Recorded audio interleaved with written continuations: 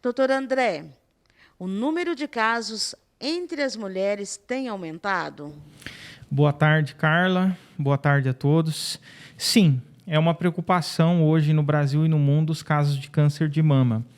As últimas estatísticas do INCA, que é o Instituto Nacional de Combate ao Câncer, mostraram que para o ano de 2020 existe uma previsão de 66 mil novos casos de câncer de mama.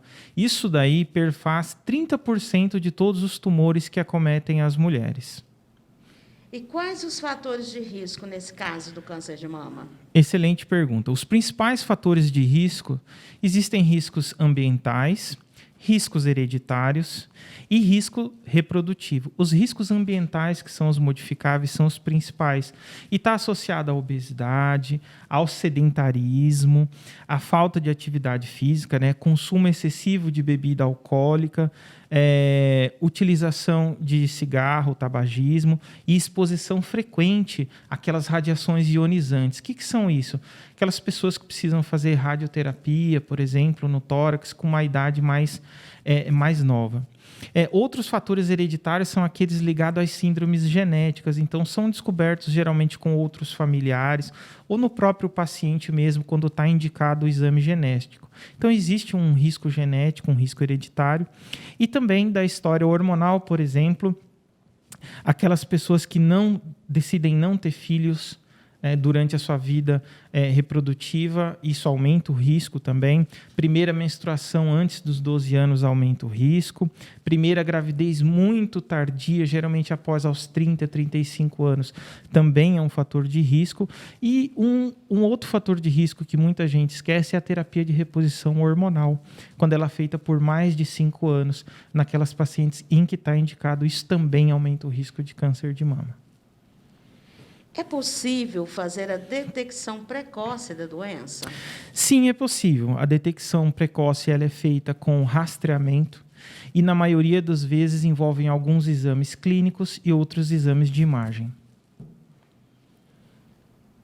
O que é o rastreamento e como ele pode ser feito? O senhor tem como explicar assim mais claro? Importantíssima pergunta. O rastreamento é quando a paciente não tem a manifestação clínica da doença e acontece uma detecção precoce justamente pela indicação da realização desses exames. Hoje em dia, no Brasil, existe a indicação de rastreamento, no geral, com mamografia, e a Sociedade Brasileira de Mastologia indica que essa mamografia seja feita após os 40 anos, anualmente, até os 74 anos, naquelas pacientes que têm risco habitual. Nas pacientes de maior risco, geralmente é antes dos 30 anos. Mas essa é uma indicação da sociedade brasileira. No cenário do Ministério da Saúde, essa indicação muda um pouco. Por que eu digo isso? Porque algumas mulheres que estão me ouvindo vão falar que fizeram uma mamografia de forma diferente. Então, no cenário do Ministério da Saúde, a indicação é após os 50 anos de idade e não mais anualmente, senão bienalmente, ou seja, cada 2 anos é feito esse exame. Então, o melhor é conversar com o seu médico de confiança, conversar com o seu mastologista, com o seu ginecologista, e aí sim decidir qual é a melhor estratégia de rastreamento por imagem. Uma coisa muito fundamental de se falar hoje em dia é que o autoexame, que era muito falado no passado, hoje ele não é mais considerado um exame de rastreamento, o próprio exame da mama.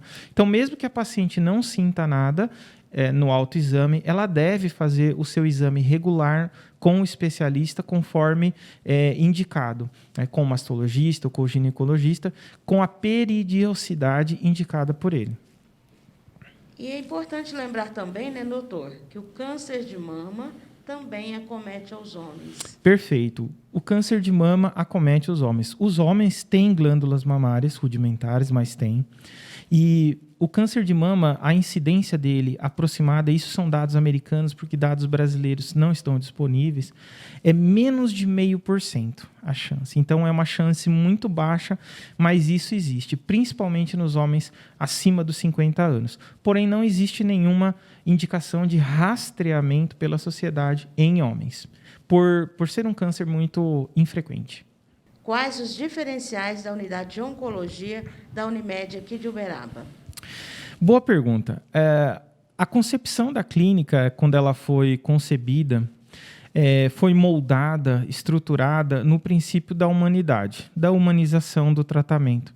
Então, algumas ações que nós fazemos aqui pode não impactar tão visivelmente, mas para a vida do paciente, para o dia a dia, impacta.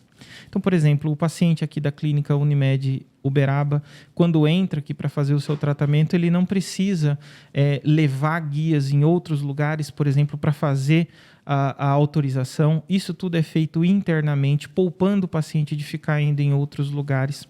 A proximidade com os laboratórios, principalmente com o Lamel do lado da clínica, faz com que o paciente que sai na consulta e tem indicação de fazer um exame, já vá ali do lado e faça o exame numa clínica credenciada aqui pela Unimed. Além do mais, nós contamos com profissionais todos especializados, com os registros no CRM das suas especialidades, tanto na oncologia clínica quanto na hematologia. A equipe multidisciplinar atende aqui na unidade, então se o paciente precisa um acompanhamento nutricional, psicológico, odontológico, ele obtém esse acompanhamento aqui na oncologia, com exceção da laser terapia, que é feita em outro lugar, por causa do aparelho. As outras especialidades todas atendem aqui. Além disso, o ambiente acolhedor, o ambiente restrito, se o paciente precisar. Então, nós temos box de infusão de quimioterapia, todos eles com cortinas que sobem e abaixam eletronicamente. O paciente decide se ele quer interagir com o box do lado ou se não. Cada um com a sua pia, cada um com o seu televisor, numa confortável poltrona. E existe também a possibilidade para aqueles pacientes mais debilitados fazer a quimioterapia no leito, deitado, com todo conforto. E também existem leitos e quartos que estão separados. Também, se o paciente preferir fazer totalmente isolado, também tem essa possibilidade. Entre outros atrativos que o tempo não me permite falar. É um atendimento de alta qualidade. Sim. Podemos afirmar, né? E para a gente encerrar nossa conversa, nosso bate-papo, qual a sua mensagem nessa data tão importante, né? Nesse mês importante para mulheres e homens?